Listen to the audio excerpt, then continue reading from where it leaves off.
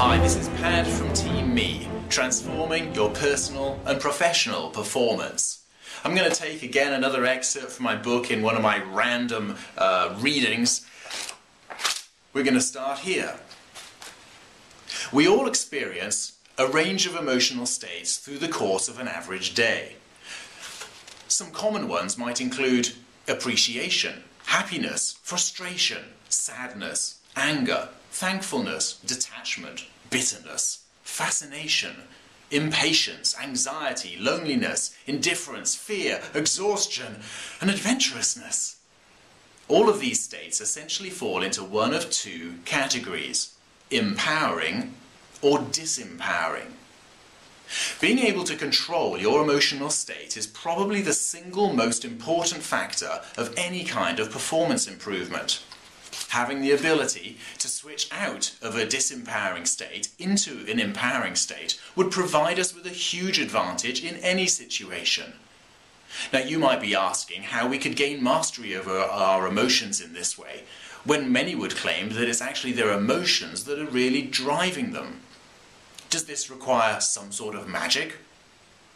Triggers are everywhere.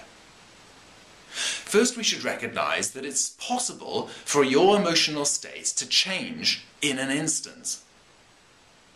There are many things in life that can trigger such a change, either for better or for worse. The most popular movies tend to be the ones that are most effective at changing the emotional state of the audience. No one goes to a movie hoping that they will be unmoved. If you haven't experienced it yet yourself, I'm sure you could easily imagine how a perfectly normal day could be instantly turned sour on hearing the news of a friend's accident or even death. Such an event would surely affect anyone, and however you were initially feeling would instantly change your state. Events like these would trigger a very similar and deep response in every one of us. But we should also recognize that we each have a specific set of emotional triggers that are very personal and unique to us as individuals. Have you ever visited someone's home for the first time, used the soap in their bathroom, and suddenly found yourself transported by some vivid remembrance of, say, your childhood home or a grandparent's cottage, just because the soap smelled the same as theirs? Such times don't just trigger a memory, they trigger an entire emotional state of being that you had at the time. What emotional state would be triggered in you if you suddenly remembered something significant from your past? Your head teacher's voice, your first date, a family pet, your graduation day, or the first time you stepped on the moon?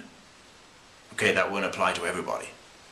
Do you see how certain memories, pictures, faces, scenes, names, symbols, smells and sounds have become linked to a specific emotional response? As you're thinking of some of these things now, ask yourself, are the emotions that they're bringing up empowering or disempowering for you? And let's turn this round for a moment. What if I was to ask what state you triggered in others when you turn up? So that was a short random excerpt from my book Team Me. We also have, as well as the paperback, which is available on Amazon and pretty much every other online bookstore in the world, a CD version, which is 2.5 hours long. It's me dramatically portraying the contents of the book, backed up by the Los Angeles Philharmonic Orchestra. And also this first edition has a bonus item, which is an hour-long webinar, which I recorded early in 2012, explaining the basics of archetypes and the essentials of the Team Me approach. So signing off, this is Pad from Team Me, transforming your personal and professional performance.